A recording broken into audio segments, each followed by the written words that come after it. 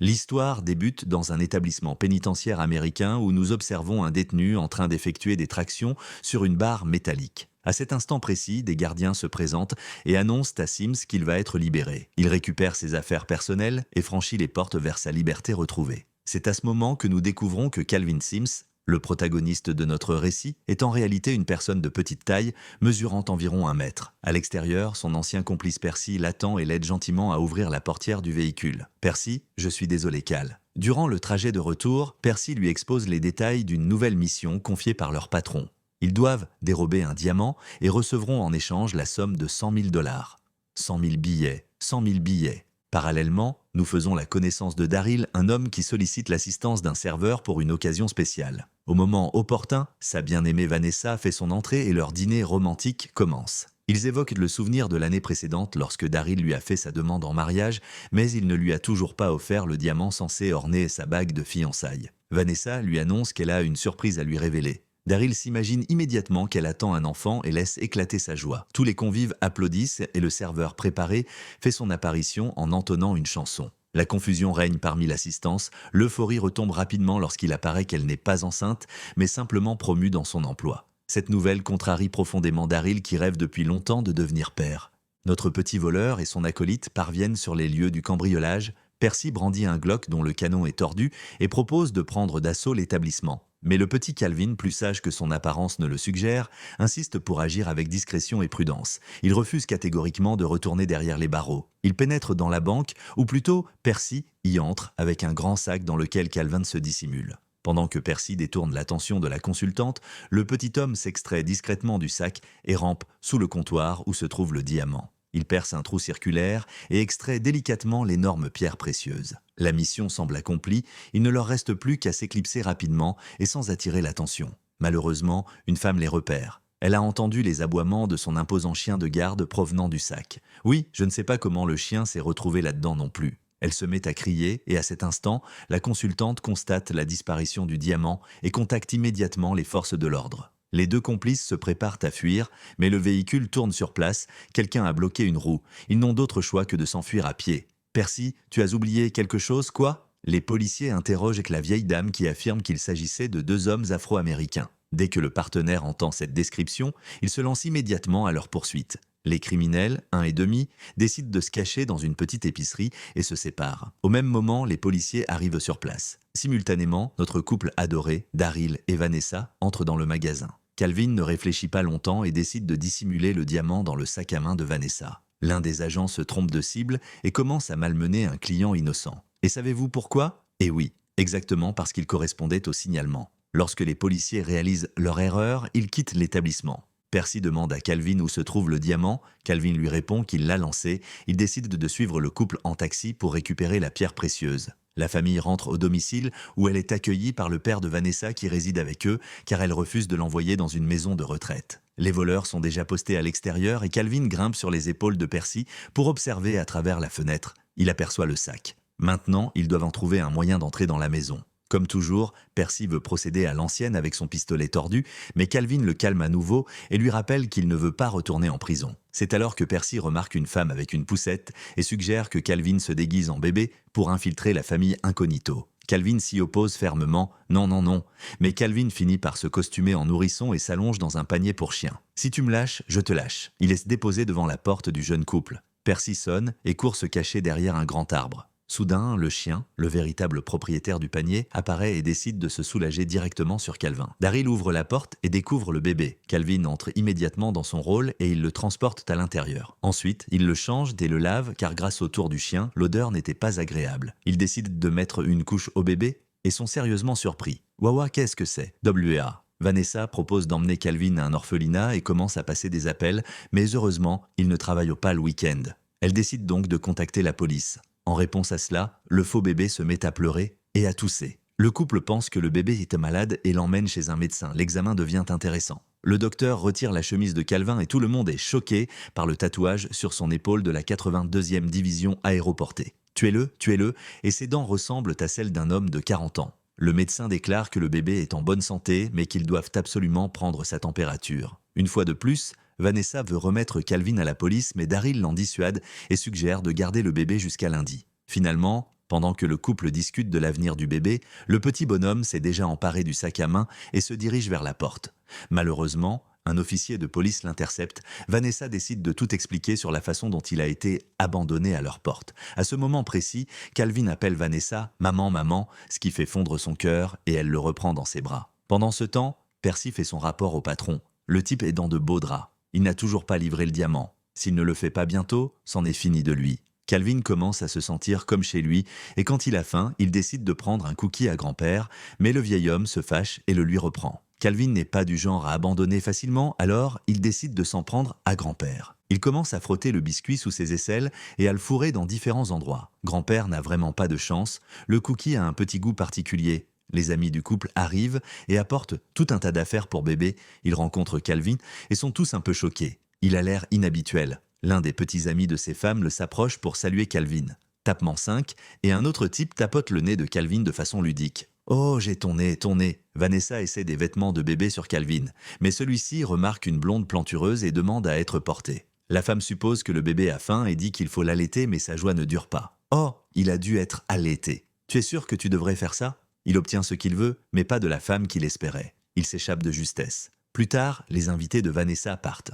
L'une des femmes essaie de faire un bisou d'au revoir au bébé, mais Calvin saisit l'opportunité et l'embrasse comme un professionnel. Elle est sous le choc. Les parents envoient Calvin prendre un bain et Vanessa propose de le rejoindre, ce qui rend Calvin super heureux, mais il s'avère qu'elle parlait de Daryl. Sa joie disparaît instantanément. Suivant la recommandation du médecin, le couple décide de prendre la température de Calvin. Il y a juste un détail important. Cela doit être fait par voie rectale. Il résiste autant qu'il peut, mais c'est inutile. Après avoir mesuré sa température, ils mettent le petit voleur dans un berceau et il s'endort accidentellement. Au milieu de la nuit, lorsque le couple dort, notre héros réalise que c'est le moment parfait pour voler le diamant. Il trouve rapidement le sac à main et à l'intérieur, le diamant. Il appelle Percy, mais bien sûr, grand-père se réveille et sort un fusil. Le vieil homme sent que quelque chose ne va pas. Calvin se remet rapidement dans son personnage et fait semblant d'être un bébé. Grand-père essaie de tout expliquer à Daryl, mais personne ne le croit. Il pense qu'il devient fou. Daryl est ému par la situation et décide de nourrir le bébé. Il promet d'être le meilleur papa de tous les temps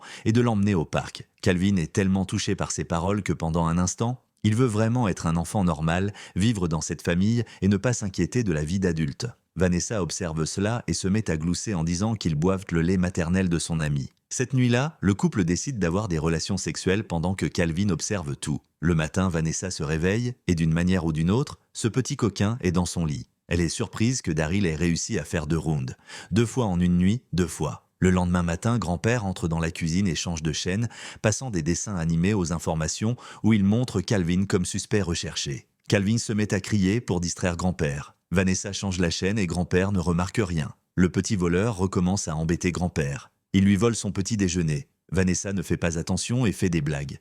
Grand-père est épuisé par tout ça. Il a faim depuis des jours. Daryl les rejoint pour le petit déjeuner et dit que le père de Vanessa est devenu fou. Il a accusé le bébé d'être un criminel et a pointé un fusil de chasse sur lui pendant la nuit. Vanessa est d'accord. Elle part au travail et Daryl reste à la maison avec le bébé. Il doit le nourrir mais Calvin ne veut pas de nourriture pour bébé et un plan lui vient à l'esprit. Il trompe papa en jouant à cache-cache. Soudain, les choses tournent mal pour Daryl. Il reçoit de manière inattendue un coup de poêle à frire sur la tête. Calvin attrape le sac à main et essaie de s'enfuir, mais Vanessa avait oublié son sac à la maison et était revenue le chercher. Calvin redresse rapidement Daryl sur le canapé et cache à nouveau le diamant. Vanessa prend son sac à main et suggère que les garçons aillent au parc pour prendre l'air frais. Les gars se dirigent vers le parc. Daryl apporte du matériel de sport et ils commencent avec le baseball, mais encore une fois, ça ne se passe pas bien pour Daryl. Il continue de se faire frapper à l'entrejambe par la balle, la batte et même un avion jouet volant. Daryl rencontre ses amis dans le parc et laisse Calvin à l'aire de jeu avec les autres enfants. Calvin prend rapidement le contrôle de l'aire de jeu.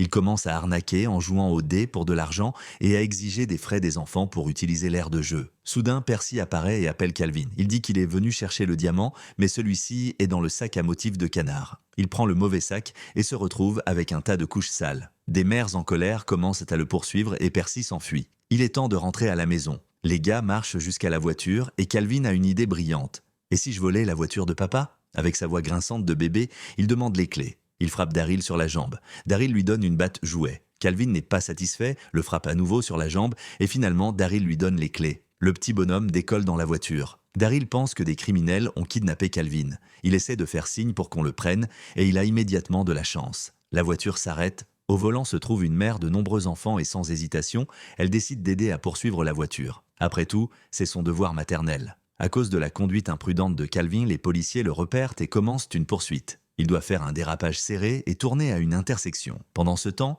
la femme qui conduit Daryl décide de changer la couche de son bébé en conduisant. Elle grimpe sur le siège arrière et lance une jambe sur le volant, provoquant presque un accident. De plus en plus de voitures de police rejoignent la poursuite. Finalement, ils parviennent à arrêter le petit voleur, mais Calvin est malin. Il les trompe. Le petit bonhomme saute dans le siège bébé et les policiers supposent que le suspect s'est échappé. Daryl arrive et prend Calvin dans ses bras, profondément ému. Il dit même une phrase touchante. « Il va bien, je suis désolé mec », ce qui fait réfléchir Calvin. Percy, pendant ce temps, apporte le sac à son patron en prétendant que le diamant est à l'intérieur, mais au lieu du diamant, le patron trouve du lait en poudre pour bébé et des couches sales. Furieux, il donne à Percy une dernière chance. S'il ne trouve pas le diamant, les hommes de main le tueront. Daryl emmène Calvin à un match de hockey. Calvin récupère le diamant du sac et le cache dans sa bouche pour le sortir discrètement. Daryl s'en rend compte et demande au bébé d'ouvrir la bouche. Ne voulant pas révéler sa couverture, Calvin avale le petit diamant. Ennuyé, notre héros décide de s'amuser. D'abord, il boit la bière d'un gros type assis à proximité, puis il dit « joli cul » à propos d'une serveuse. La serveuse finit par verser de la bière sur Daryl. Le gros type remarque que sa bière a disparu et cherche la bagarre avec Daryl. Daryl a de la chance, 2 joueurs de hockey se percutent, détournant l'attention.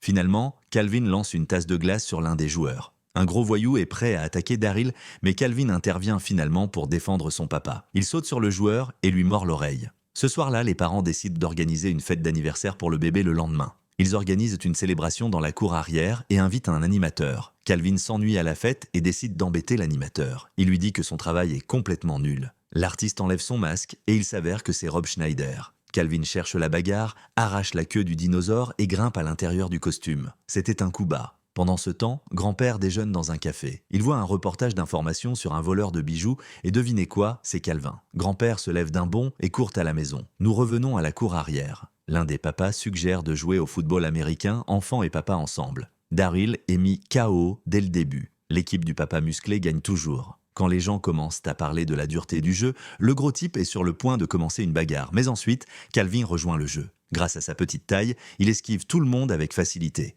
Il bat la brute très sévèrement, vraiment très sévèrement. Oh, ils se souviendront de ce match. Il est temps de sortir le gâteau. Calvin entend tous les acclamations et les bons vœux et il commence à avoir les larmes aux yeux. Il n'a jamais connu une telle chaleur et attention dans sa vie. Même grand-père, qui le détestait auparavant, décide soudainement de lui offrir un ours en peluche. On dirait que le vieil homme prépare quelque chose. Après la fête d'anniversaire, Percy se présente à la maison. Il dit qu'il est venu chercher son fils. Daryl se met en colère, pensant que Percy a abandonné son enfant. Percy se fait frapper à nouveau et à ce moment précis, des gangsters observent secrètement la scène. Après la fête, Calvin commence à avoir des problèmes digestifs. Il décide d'avaler une bouteille entière de laxatif. Les ennuis arrivent vite et soudainement, il a désespérément besoin de toilette, mais n'y arrive pas à temps et finit par faire ses besoins devant tout le monde. Vanessa change sa couche et découvre le diamant que Calvin avait avalé plus tôt. Elle suppose que c'est un cadeau surprise de Daryl puisque sa bague n'a toujours pas de diamant. Elle le remercie sans fin et le couple se rend au restaurant laissant Calvin avec grand-père. Mais dès que les parents partent, l'humeur de grand-père change radicalement. Il commence à interroger Calvin sur le vol et Calvin avoue tout. Il dit que les gangsters sont après lui et que s'il ne rend pas le diamant, ils le tueront. Mais grand-père n'est pas du tout ému et une bagarre sauvage éclate. Pendant ce temps, au dîner, le couple décide d'adopter Calvin.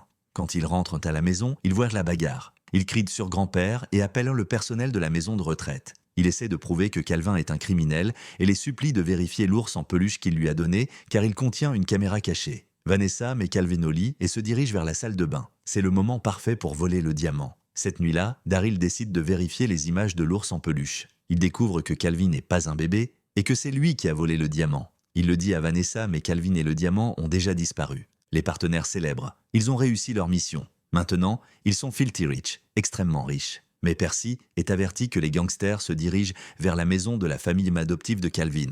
Les gangsters se présentent à la porte. Ils exigent le diamant. Ils attrapent Daryl et c'est à ce moment que Calvin apparaît de manière inattendue. Sa conscience s'est réveillée. Il ne peut pas laisser Daryl avec rien. Daryl était devenu comme un père pour lui. Alors il est revenu. Le chef du gang ordonne qu'on emmène Calvin à l'étage pour qu'il ne voie pas ce qui va arriver à son père adoptif. Quand les lumières s'éteignent, Calvin frappe le voyou sur la tête, mais le truand est tellement stupide qu'il ne réalise même pas qu'il a frappé. Daryl saisit l'occasion et s'échappe. Les gangsters se séparent. Calvin en élimine un autre en utilisant une fusée jouée et une batte en caoutchouc. Pendant ce temps, le patron avec un pistolet trouve Daryl mais finit par se faire battre avec des gants en caoutchouc. Daryl essaie de tirer mais le gangster lui arrache rapidement l'arme. En même temps, les gangsters se remettent et se dirigent vers Calvin. Maintenant, ils savent ce qui se passe. Au fait, dans cette scène, ils ont l'air un peu familiers. Naturellement, Calvin n'a pas peur. Utilisant une couche suspendue, il inflige une punition sérieuse. D'abord à un truand, puis au second. Ensuite, le patron et Daryl entrent dans la cuisine.